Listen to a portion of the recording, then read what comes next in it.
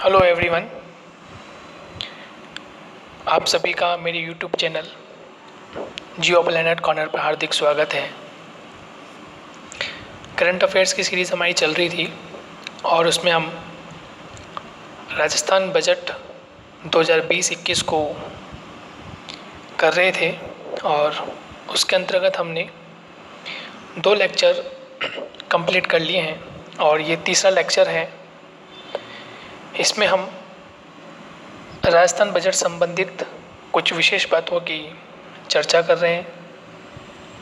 यदि आप कोई वीडियो पसंद आता हो तो इसे लाइक, शेयर, सब्सक्राइब करें और यदि आप नए इस यूट्यूब चैनल पर हैं तो इसे आप सब्सक्राइब करें और वीडियो के नीचे बेल आइकन को पुश करें ताकि आने वाली वीडियोस का नोटिफिकेशन आपको समय पर मिलता रहे।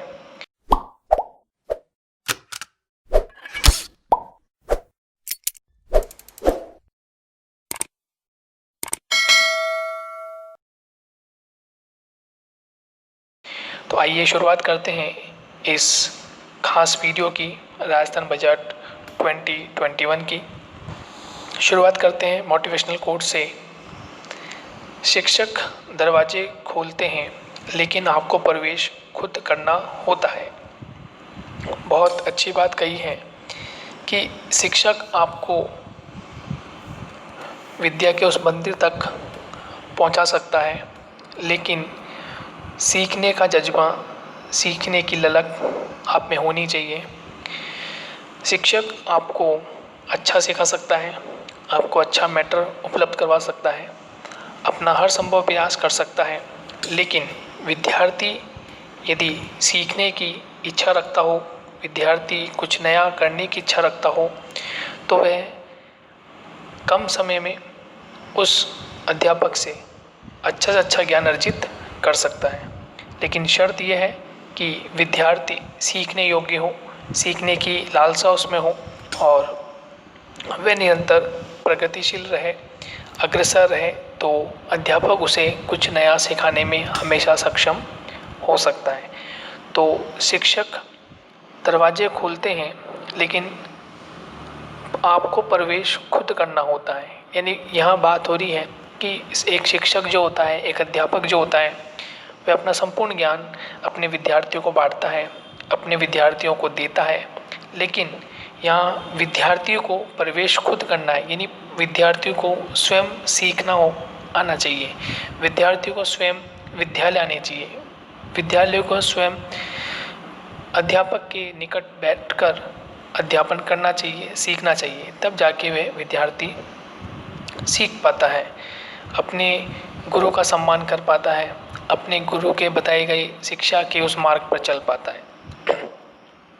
तो आइए आज हम शुरुआत हमने एक अच्छे मोटिवेशनल कोट से की है कि शिक्षक दरवाजे खोलता है लेकिन आपको प्रवेश खुद करना होता है। अब हम चर्चा करते हैं।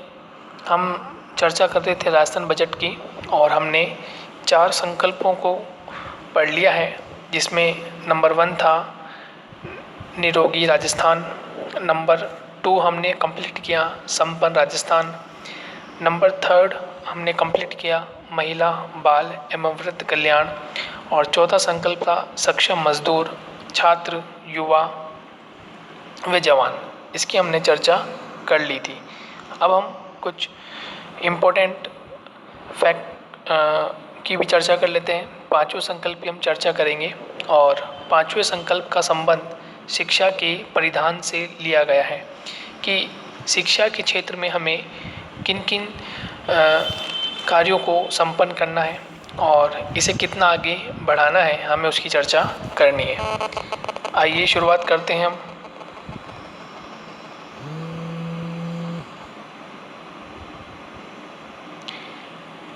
शुरुआत करते हैं 5वें संकल्प शिक्षा का परिधान।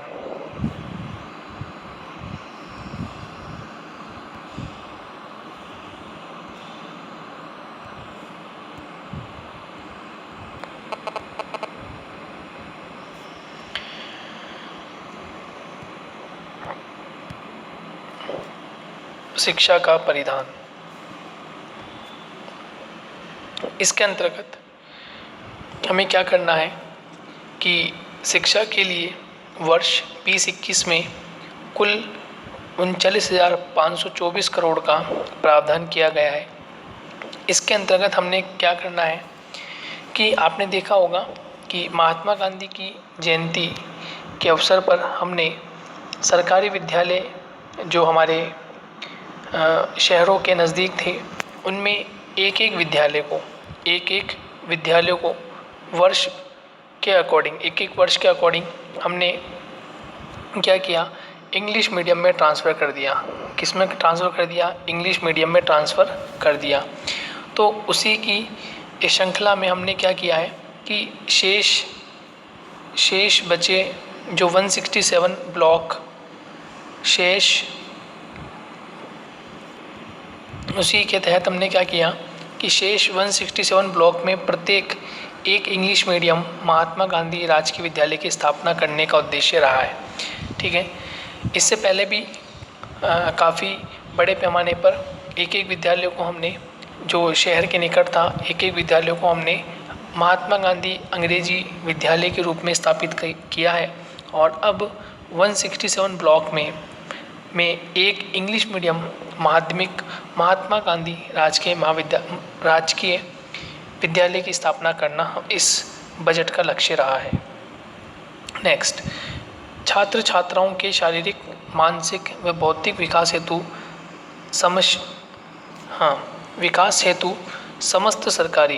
समस्त सरकारी विद्यालयों में शनिवार को नो बैग डे होगा और अध्ययन कार्य भी नहीं होगा।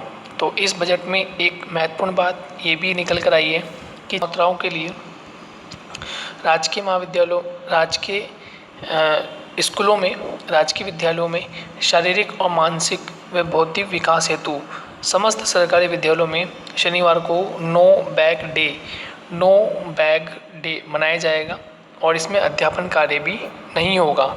केवल इसमें बच्चों को खेल कूद से संबंधित, कुछ अन्य विचारों संबंधित प्रेरणा स्वरूप कुछ उन्हें बात कही जाएगी, उन्हें खेल खिलाया जाएगा, शारीरिक व्यायाम करवाया जाएगा, मानसिक यानी कि बुद्धि के स्तर पर या बौद्धिक स्तर पर कुछ खेल का आयोजन किया जाएगा, जिसके माध्यम से वह 5 दिन सोमवार से लेकर शुक्रवार तक 5 दिन प्रॉपर रूप से पढ़ाई करें और उसके बाद वह शनिवार को नो बैग डे यानी बैग नहीं लेकर आए और उसका शारीरिक, मानसिक व बौद्धिक विकास हेतु कुछ कार्य किया जाए।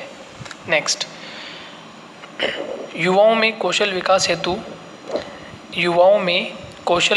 हेतु SEET यानी स्किल एंड एम्प्लॉयबल ट्रेनिंग यानी कार्य किया जा रहा है स्किल को डेवलप करने के लिए। ठीक है, युवाओं में कौशल विकास करने के लिए जो उच्च तकनीकी क्षेत्र हैं, उसमें युवाओं के कौशल हेतु कुछ कार्यक्रम किया जा रहा है, जिसके माध्यम से तकनीकी क्षेत्र में उन्हें सहायता प्राप्त हो। उसके अलावा RSLDC यानी कि राजस्थान कौशल एवं आजीविका विकास निगम एवं राजस्थान स्किल यूनिवर्सिटी जयपुर के माध्यम से प्रति वर्ष 10,000 विद्यार्थियों को प्रशिक्षित किया जाएगा। तो हम क्या कर रहे हैं कि जो हमारे युवा विद्यार्थी हैं, तकनीकी क्षेत्र में हों चाहे वो उच्च शिक्षा के क्षेत्र में हों, तो उनको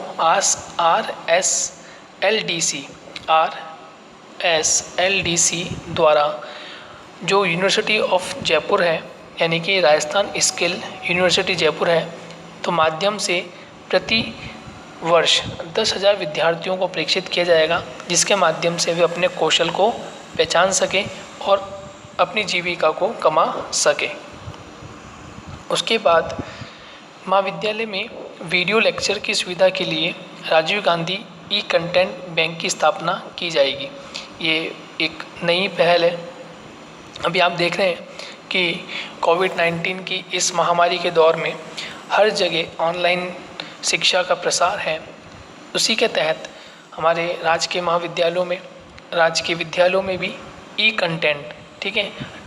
टीवियों के माध्यम से, ऑनलाइन सीरीज़ के माध्यम से, मोबाइल्स, यूट्यूब के माध्यम से प्रत्येक अध्यापक अपनी कोशिश कर रहा है, प्रत्येक संस्था अपनी कोशिश कर रही है, बड़े बड़े विद्यालय, बड़ी बड़ी संस्थाएं अपनी कोशिश कर रही हैं कि विद्यार्थियों को पढ़ाई से जोड़ा जा सके, पढ़ाई से उन्हें कनेक्ट रखा जा सके। इसलिए महाविद्यालय में वीडियो लेक्चर की सुविधा के लिए राजीव गांधी ई कंटेंट बैंक की स्थापना की गई। इसके माध्यम से जो महाविद्यालय हैं उनमें जो प्रोफेसर्स वगैरह हैं वो अपना लेक्चर तैयार करें और विद्यार्थियों को वहाँ तक पहुँचाएं ताकि विद्यार्थी उनका लाभ अर्जित कर सके। तो ये था शिक्षा के संबंधित, जहाँ पर हमने चर्चा की कि 167 ब्लॉकों में महात्मा गांधी राजकीय विद्यालयों को इंग्लिश मीडियम करने का एक प्रावधान है।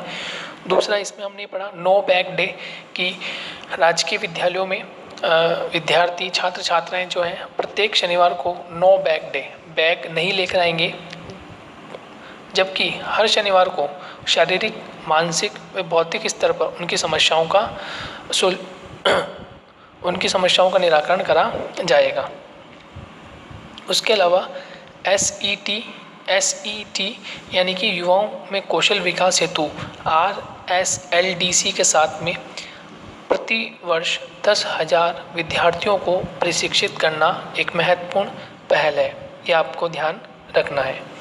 उसके बाद हम चर्चा करते हैं छठा संकल्प कि छठा संकल्प क्या रहा, और जो 6 नंबर का जो संकल्प था वह था पानी, बिजली व सड़कों को लेकर कि हमने पहले में क्या किया, निरोगी राजस्थान, स्वास्थ्य संबंधित विभिन्न प्रावधानों को हमने रखा, स्वास्थ्य संबंधित विभिन्न आवश्यकताओं को हमने पहले संकल्प में रखा।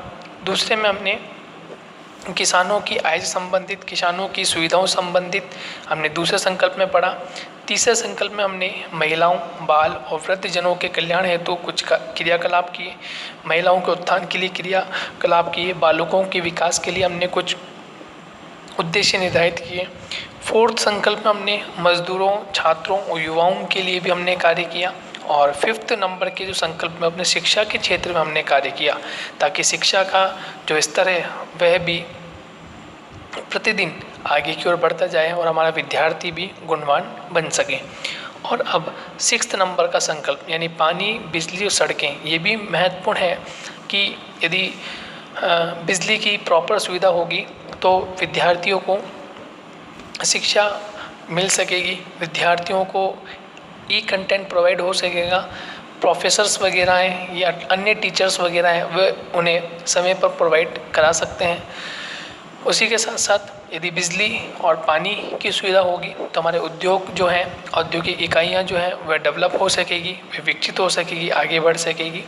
हमारा किसान जो है वह खेती बाड़ी कर सकेगा, कृषि को समय पर उत्पन्न कर सकेगा, क्योंकि हम जानते हैं कि मानसून जो है वो एक प्रकार से इस प्रकार का है कि कभी तो बहुत समय पूर्व आ जाता है, कभी आता ही नहीं है, कभी इतनी अत्यधिक वर्षा कर देता है कि बाढ़ आ जाती है, ठीक है। और आप देख रहे हैं कि इस तरह की जो क्रियाकलाप होते हैं तो किसान अमूमन प्रति वर्ष वे परेशान रहता है, कभी वर्षा अधिक तो वर्षा कभी कम, कभी वर्षा समय पर हो जाती है, कभी समय पर नहीं होती। तो इन सभी को देखते हुए हमें पानी, बिजली और सड़कों का भी रख रखाव करना होगा। इसके लिए पेयजल, ग्रामीण परिवारों को घर में पेयजल उपलब्ध करवाने के लिए प्रथम चरण में 16 जिलों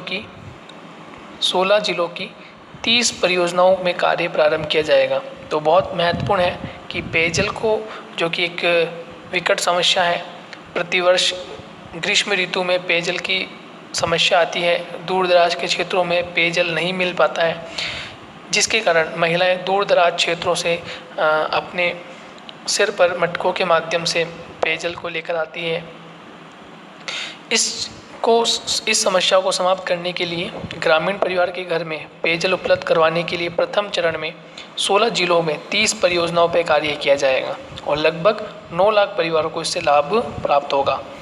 अल्ट्रा मेगा सोलर पार्क विकसित किए जाएंगे, ठीक है, सोलर पार्क विकसित किए जाएंगे जिसके माध्यम से हमारा जो किसान है वे बिजली के लिए इनकी उपलब्धता उनसे मिल सके और जिसके माध्यम से वे खेती बाड़ी और टरबाइन वगैरह जो उसको ज़रूरत है पानी की आवश्यकता हो, वो अपनी आवश्यकताओं को पूर्ण कर सके। ग्रीन एनर्जी सिटी जिला मुख्यालय और चिन्हित शहरों पर ग्रीन एनर्जी सिटी का आयोजन किया जाएगा। ये महत्वपूर्ण है ग्रीन एनर्जी सिटी का, जिसके माध्यम से जो हमारी सिटी है वो सोलर पैनलों के माध्यम से ग्रीन रहे, उसमें किसी प्रकार का कोई प्रदूषण ना हो। अमूमन हम क्या देखते हैं कि अभी हमें जो बिजली प्राप्त होती है उससे कहीं ना कहीं प्रदूषण होता है, ठीक है। और यदि हम सोलर पैनल का उपयोग करेंगे तो सोलर पैनल का उपयोग करने से जो प्रदूषण होगा वो उसका स्तर होगा वो धीरे धीरे कम होता जाएगा और एक समय ऐसा आएगा कि पूरा ग्रीन एनर्जी यानी कि हरित ऊर्जा शहर नजर आएगा। ऊर्जा भी होगी लेकिन प्रदूषण रहित होगी। ये सबसे मुख्य उद्देश्य रहा है। उसके पश्चात सड़क दुर्घटनाओं की रोकथाम हेतु सड़क सुरक्षा कोष का निर्धारण किया जाएगा। सड़क सुरक्षा कोष का निर्धारण किया जाएगा जिसके माध्यम से हम सड़क दुर्घटनाओं को कम कर सकते हैं। सड़क सुरक्षा कोष का निर्धारण किया जाएगा। मुख्यमंत्री सड़क सुरक्षा पुरस्कार दिया जाएगा। सड़क दुर्घटना मृत्यु दर कम करने के लिए सर्वश्रेष्ठ 3 जिलों को 25 लाख, 15 लाख और 10 लाख। जो जिला सड़क सुरक्षा संबंधित अच्छे कार्य करेगा, प्रथम जो भी होगा जिला, उसको 25 लाख रुपए दिया जाएगा प्रतिवर्ष। और यदि द्वितीय स्थान पे कोई जिला होगा तो उसे 15 लाख दिया जाएगा और तृतीय स्थान लेने वाले को 10 लाख दिया जाएगा। अब हमें करना क्या होगा, सड़क सुरक्षा के प्रति जागरूकता अभियान चलाना होगा। सड़क सुरक्षा के प्रति लोगों को जागरूक करना होगा जिसके माध्यम से उन्हें काफ़ी हद तक हम बता सकें और उन्हें समझा सकें कि हमें किस प्रकार से सड़क पर वाहन चलाना है। ये इसमें महत्वपूर्ण कार्य होगा। उसके अलावा ट्रैफिक पार्क स्थापित करना जिसमें छात्र छात्राओं एवं आमजन को सड़क सुरक्षा के प्रति जागरूक व शिक्षित करना है। ये भी महत्वपूर्ण कार्य होगा कि ट्रैफिक पार्क का मतलब क्या होता है कि एक ऐसे पार्क का आयोजन करना जिसमें ट्रैफिक से संबंधित रूल्स नियम वगैरह हों और उसकी एक प्रदर्शनी हो, उसका एक मंच हमें मिले जिसके माध्यम से जो विद्यार्थी हैं उन्हें छात्र छात्राओं को, चाहे कॉलेज स्तर के हों, विद्यालय स्तर के हों, और आमजन को सड़क सुरक्षा के प्रति वे शिक्षित कर सकें, जिसके माध्यम से उन्हें विभिन्न प्रकार के जो नियम हैं वो इन्हें पता हो और वह सड़क पे किस प्रकार चलना है ये भी उनका ध्यान रख सके। तो ये भी बहुत महत्वपूर्ण है। उसके पश्चात पेयजल के अंतर्गत बांध पुनर्वास एवं सुधार परियोजना, यानी बांधों में सुधार करने हेतु हमने एक परियोजना का निर्माण करना है और उसे नाम दिया गया है बांध पुनर्वास व सुधार परियोजना, DRIP, dam rehabilitation and improvement project. इसके माध्यम से हम क्या कर सकते हैं कि बांधों का जो मरम्मत कर सकते हैं, ठीक है। कोई कहीं पर टूट फूट है या कुछ हमें मरम्मत का उन्हें एक्स्ट्रा कार्य करना है तो वो कार्य कर सके और उन्हें सुधारा जा सके। ये परियोजना के तहत कार्य किया जाएगा। केंद्र सरकार से ERCP को राष्ट्रीय परियोजना घोषित करवाने का प्रयास किया जाएगा। देखिए ERCP एक्चुअल में ERCP है क्या, तो ERCP एक ईस्टर्न राजस्थान कैनाल प्रोजेक्ट, ठीक है। ये क्या है, ईस्टर्न राजस्थान कैनाल प्रोजेक्ट, जिसके माध्यम से जो पूर्वी नहरी क्षेत्र है उसको राष्ट्रीय परियोजना घोषित करना, जिसके माध्यम से उस पर अधिकतम व्यय किया जा सके और राजस्थान को इसका लाभ प्राप्त हो सके। ईस्टर्न राजस्थान प्रोजेक्ट कौन सा, जो चंबल और चंबल की सहायक नदियों का जो जल है वो व्यर्थ यमुना और यमुना के बाद गंगा में बह जाता है, तो उस प्रोजेक्ट को राष्ट्रीय घोषित करना, राष्ट्रीय परियोजना के रूप में घोषित करना, जिसके माध्यम से उसका अधिकांश हिस्सा केंद्र और राज्य के हाथ में रहे और उस प्रोजेक्ट को राजस्थान वासियों के लिए एक महत्वपूर्ण कार्य सिद्ध हो सके। इसलिए उसे ERCP यानी कि ईस्टर्न राजस्थान कैनाल प्रोजेक्ट को राष्ट्रीय परियोजना घोषित करना, और कार्य यदि जल्दी होगा तो इससे होगा क्या, राजस्थान वासियों को साथ ही साथ MP वासियों को यानी मध्य प्रदेश के जो वहाँ के राज्य के जो निवासी हैं उनको भी इससे प्रॉफिट होगा। तो ये हमें ध्यान रख लेना है। इसके बाद 7वां संकल्प है कौशल व तकनीकी प्रावधान, यानी कि हमें तकनीकी क्षेत्र में और कौशल के क्षेत्र में हम क्या कार्य कर सकें, इसके लिए भी हमें कार्य करना पड़ेगा। नंबर 1 प्रधानमंत्री, इसके लिए हमें मुख्यमंत्री कौशल मार्गदर्शन योजना, यानी 11वीं कक्षा के विद्यार्थियों की प्रतिभा और अभिरुचि के अनुसार कौशल विकास किया जाएगा। यानी हमें क्या करना है, 11वीं कक्षा के विद्यार्थी में किस प्रकार का उसमें प्रतिभा है, उसकी अभिरुचि किस प्रकार की है, उसका कौशल हमें 11वीं कक्षा में ही पता लगाना चाहिए, जिसके माध्यम से उसकी जैसी स्किल है, जैसा उसका कौशल है, उसको उस तरह का कार्य हम दे सकें। और यदि वह कक्षा 11 से ही इस प्रकार के कार्य करेगा तो हो सकता है अननेसेसरी उस पर जो बर्डन पड़ता है वो कम किया जा सके, वह कम किया जा सके।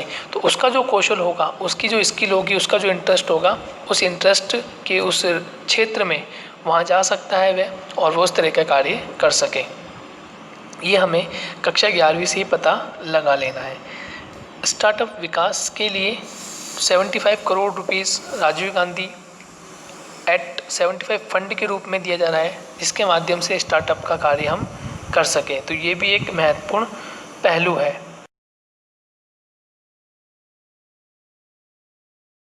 राजीव गांधी सेवा केंद्रों को राजगृह के नाम से, यानी कि राजीव गांधी, ठीक है, RAG से हो गया राजीव और G से हो गया गांधी, राजीव गांधी, R यानी कि ग्रामीण रूरल, IT यानी आई इंफॉर्मेशन टेक्नोलॉजी और S से हो गया हब। तो इस प्रकार से हमने क्या किया, जो एक योजना है उस योजना का नाम क्या दिया, राजगृह। योजना का नाम क्या दिया, राजगृह का नाम हो गया।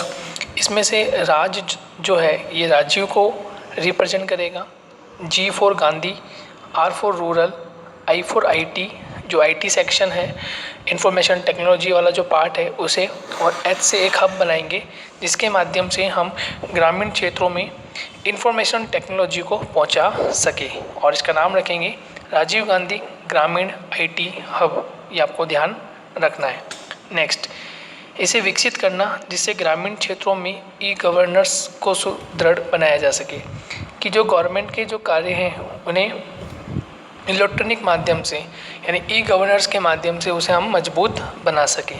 ग्रामीण क्षेत्रों में हमें ऐसे कार्य करने हैं। तो ये बहुत ही महत्वपूर्ण कार्य है, जिसके माध्यम से गांवों में जो कार्य नहीं हो पाते हैं उसे राजीव गांधी ग्रामीण IT हब के माध्यम से वो करवाया जा सके। तो ये एक महत्वपूर्ण पहलू है। नेक्स्ट, राजस्थान रत्न पुरस्कार योजना को पुनः लागू करना, ये बंद हो गई थी, लेकिन इसे पुनः योजना को प्रारंभ करना है, जिसके माध्यम से राजस्थान में जो अच्छा कार्य करते हैं विभिन्न विभागों में, उनको राजस्थान रत्न पुरस्कार सम्मानित किया जा सके। ये बहुत महत्वपूर्ण है। नेक्स्ट, 2 करोड़ ऐतिहासिक अभिलेखों को ऑनलाइन किया जाएगा।